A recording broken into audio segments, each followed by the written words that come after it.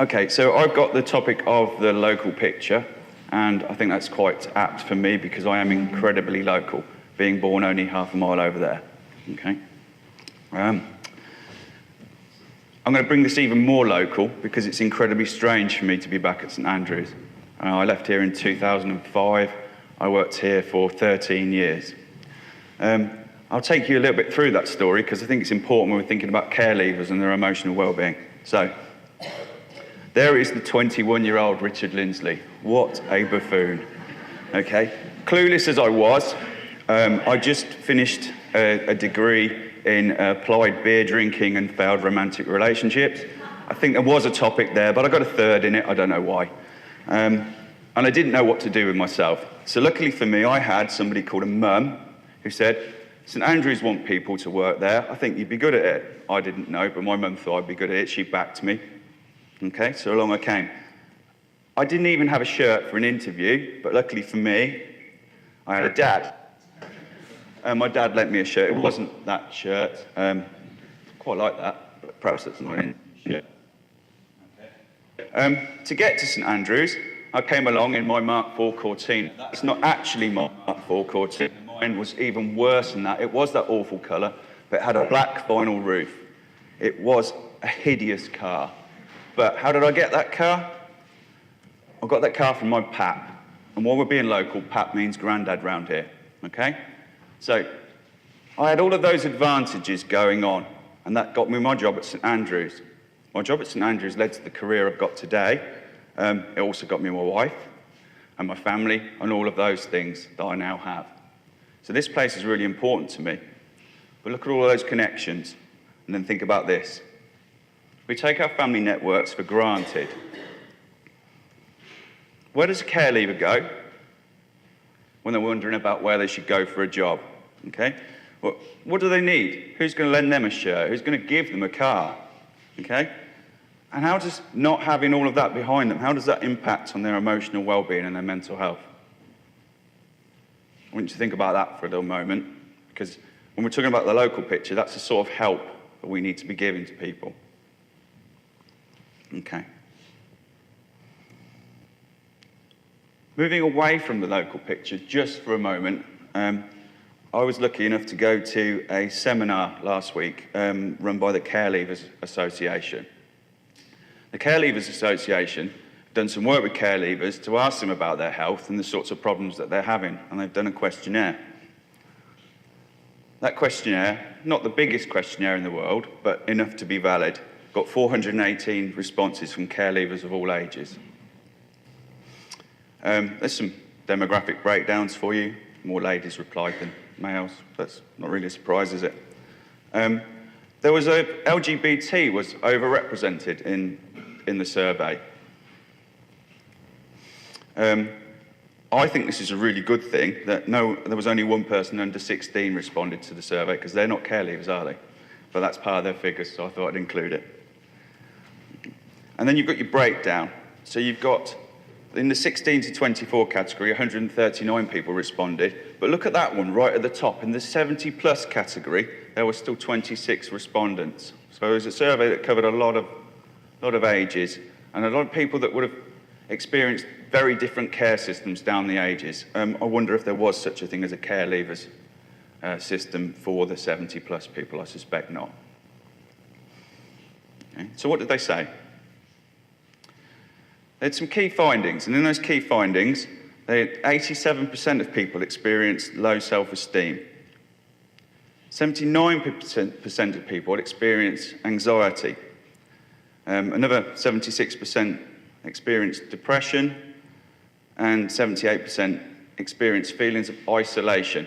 Now, if you think about what I started with, and my family, and how that's helped me, that feeling of isolation, okay?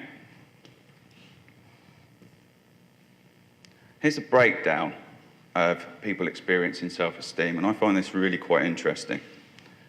People are talking about before the care actually not being as bad as after their care experience.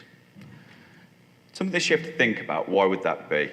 And some of it would be, obviously, before people are removed and taken into care, they might not have had an idea about low self-esteem. They might have been that young that didn't figure their thinking. But what you can see is that during care and after care, there's very little change in people's self-esteem. It's bad.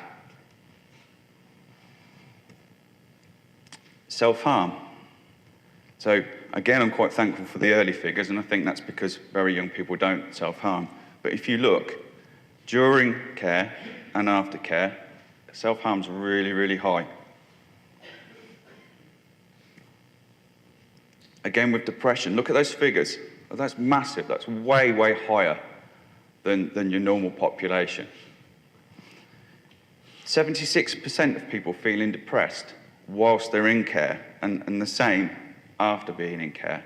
It's horrendous.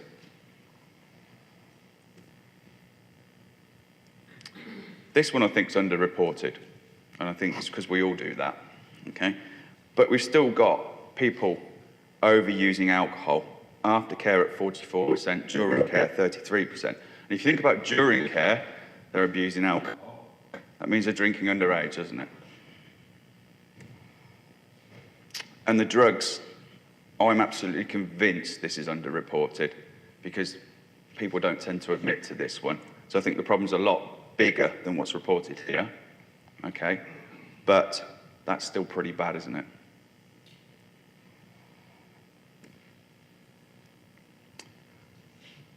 And then there's some things that I find even more worrying, that people that are filling in these questionnaires are believing that their mental health experiences are part of their care experience. Now, as professionals in that field, we would argue it's probably the before care experience has got a massive influence on that. It's the early life treatment, it's the abuse they've suffered, and all of those things contributing. But the people responding to the questionnaire are saying it's their care experience that's led to their mental health difficulties.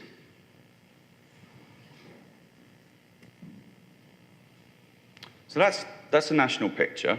And like I say, I was grateful I was able to attend that seminar and meet with a Care Leaver Association representative who was a care leaver himself and did this really quite good presentation.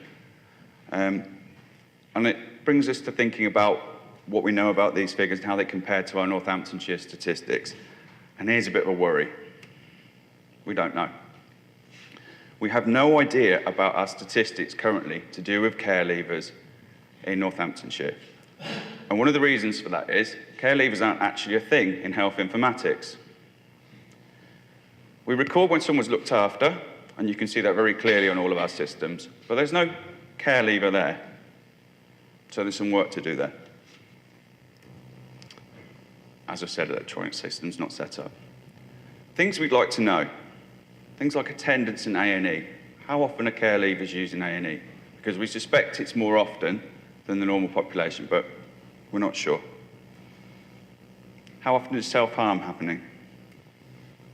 What is the actual mental health service use? How many people are actually going to their GP? How many people are accessing wellbeing teams? How many people are in the community mental health teams that are care leavers? But we are working on that, okay? One of the things that I was very encouraged by the Care Leavers Association is they've managed to get into the prison service and say to them, we really need to know how many care leavers are currently in your system. Can you please ask, when you take someone in to prison, have they ever been in care? It was agreed nationally, and it's now a thing. So we're going to get some statistics on offenders and how many are imprisoned that are care leavers. I think we could do that with our health information.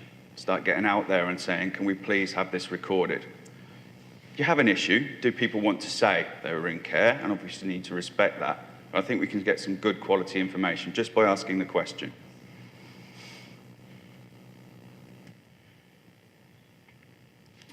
If we have a look at what we've done locally. So, it was mentioned earlier by our councillor that we've had our health passports. Being heavily involved in that big piece of work. I can tell you that in 2014 and 15, over 400 health passports were provided to care leavers. It was a massive piece of work because we had a backlog. We had people that hadn't had those at 18, and we had to go back and chase all of that up. What we need to do is we need to make these health passports a valued document, okay? Not a paper exercise, something that people use, something that people value, and something that can help young people inform their health decisions. So the point of saying all that is, how can you help? So there are people in this room, PAs for example, that have direct influence over care leavers at the moment. On everybody's health passport, it tells you how to access a GP. And that's really your very first point. Very, very important that people have got GP access. And what we know with care leavers is they leave care, they move into a new area, and instantly they haven't got a GP. Without that, you can't get access to any other health. So it needs to happen. People need to be available to our care leavers. So they've got someone to go to, someone to talk to, someone to contact when they need to know something. And in brackets it says car crash there, and that's because of a recent experience I've had. So a few weeks ago, my son crashed his car. What did he do? Sent me a text message, "Dad, I've smashed my car up." So what do? I said, "Where are you, son?" He tells me. I'll go straight to him. There I find my son with a very smashed up car. He's not injured, don't worry about that. A very angry man standing there saying, "I don't know what he thought he was doing," rah, rah, rah, and all the rest of it. So I sort all of that out, car gets towed away, we all go home. Who does the care leaver call in that situation? They need someone there for that sort of situation. Who do they call if they're in their flat at night and they accidentally smash a glass and cut their hand? What do? They need someone to be there for them. We need to work on building people's resilience. Amwin's going to do a presentation on that later, but it's a theme to touch on again and again and again. Good emotional well-being is about resilience.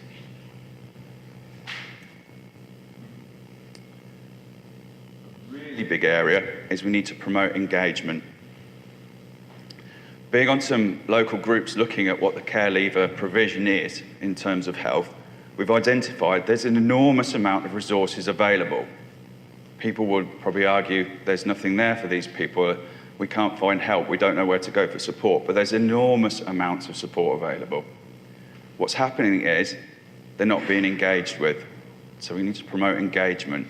And the way to do that is someone needs to be available for the young people, for the care leaver, to help them to access places, to go with them, to take them to their GP, to take them to whatever service it is they need to, so they get in there. Okay. So we've heard that care leavers are high on the health agenda. That's nationally. It's also true locally. Health commissioners and providers are looking at services to identify any of the unmet needs. That's happening, okay? And innovative practices being considered, such as peer-led services. So at a meeting a few weeks ago, we were talking about a drugs and alcohol service. A drugs and alcohol service that is peer-led. And this one may be one of our areas with care leavers that's really, really useful. People that understand what it's like to have had the experiences they've had are the ones that are probably most able to help understand the experiences they've had, if that makes sense. So this drug and alcohol service runs a residential centre.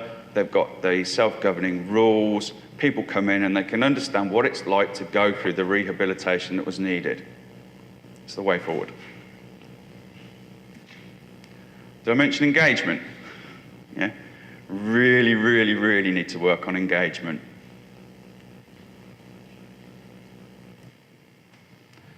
So let's think about these care leavers and let's think about missed experiences. And why do you end up in a situation you're in? One of the things I want you to think about is developmental gaps. So it's not just about missing out on having a mum to tell you to go work at St Andrews or a dad to lend you a shirt or a pap to give you a car. It's those really, really early experiences. I'm going to do an exercise on that in a minute. Think about the history think about the types of abuse, the types of things that people have faced, the types of things that people have survived. And then you think about it, and it's no wonder they're struggling with their emotional well-being and mental health. It's about the sorts of life skills you haven't learned because there's not been people around to show you those life skills, or there's not people around now to help you with those life skills. What about valuing themselves? We know that people with these types of histories that have gone through these sorts of things really don't value themselves. How can we help people to value themselves? Having trusted adults. So again, the opportunity is out there. We're the people working with the care leavers. We need to be their trusted adults. About being kept informed. So when I look at the care experience, what I see a lot of is I see a lot of decisions being made for young people, and I wonder how informed young people are about those decisions during that time. I wonder what it must feel like when you've had 20 social workers, when there's groups of people that meet and talk about you and make decisions about you on a regular basis that you don't really feel part of. Okay, so on that, what we want to do is we want to do an exercise that we like to do in our training for managing behaviour attachment in mind called the filling in the gaps exercise. So you get to do something now. Okay? What we're going to do is we'll position a member of the LAC mental health team to assist each table. So you won't need to remember all the rules for all of this exercise, okay? I want you to think about young people in general and what they need for healthy development. So on your tables, you'll find those pieces of paper. They look A5 pieces of paper. There's also big marker pens there. Okay? What you're going to do in groups is you're going to spend 5 minutes or so to write one word or a short phrase relating to the following factors. So, how a young person develops with regards to physical or material things. What are the social influences on their development? What are the emotional influences on their development? Okay? So, it's over to you. Okay, so on your tables now, everybody should have what kind of looks a bit like a brick wall. It should be laid out in that way. And I can see on the tables there's some really, really good stuff going on. The basic stuff, the food, the shelter, the home, the warmth, the clothing, but things like positive role models, employment, opportunities, there's choice over here. Hopefully somebody's put the lovely word empathy down somewhere because we're very strong on that. So what we're going to do next, now you've identified those needs, let's start thinking about the sorts of typical things that the young people we're talking about would have missed out on. Have a look at your wall, and on your wall, if you think typically the young people we're talking about today would have missed out on something completely, then take that brick away from your wall. If you think they would have had it, but it would have been a bit inadequate, then tear that brick in half. So it stays in place, but it's broken. So for instance, food. You can't take food away, anybody that's written food down, because they'd be dead, wouldn't they? So that needs to go in half, okay? So have another couple of minutes looking at your wall and thinking about what can we remove or what's broken, what needs tearing in half. What you had to start with is you made a kind of a brick wall of developmental needs. And it would have been exactly what people need and look really good. Then you've gone through and you've looked at it again and you've started taking out for what you think the typical experience for our care leavers is, and you end up with a bit of a mess. And the reason we do that is it's a very powerful image. It's an understanding of this is the gaps, this is the mess you get left with, and this is why these young people struggle with things like self-esteem and social skills and the other forms of their development, because they need those gaps filling back in. They really need help with that. And later on today, Anwen's going to be talking more about that and resilience. All right. So, To close up with, just wanted to make sure that you've got our contact details should you wish to contact the Integrated Looked After Children's Health Service, of which there are two components. So there's the health assessors that come out and do your review health assessments, and there's the mental health team. So all of that information's there, and when you get your slides afterwards, it's got all of our contacts on it, because we were just concerned that you probably would want that contact detail. And then just a couple of things about how to access mental health services for the over 18s. As I've already stressed, the GP is your start point. So if they're not registered at a GP, you're not going to get anywhere.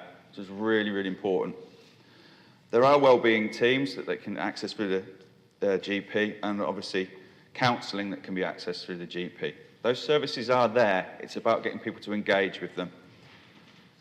There's also other counselling services, such as Lowdown and Service 6, that we know that children in care are accessing. Those services go up to the age of 25, so they're available still to our care leavers. There's some local resources to check in on. So we've got Ask Norman. And the County Council have an excellent local resource all about health and all about how to access service called Young Northants. So if you haven't seen that, go and have a look at it. It's got all of our local stuff on it. Also, don't discount the work of the charities. So Mind have got a strong presence in Northamptonshire, and they are there to help. And finally, there's a lot of really good websites for young people to access when they're considering their emotional well-being and mental health. And I put Young Minds up there as what I think is the best example of one of those, but there's many more.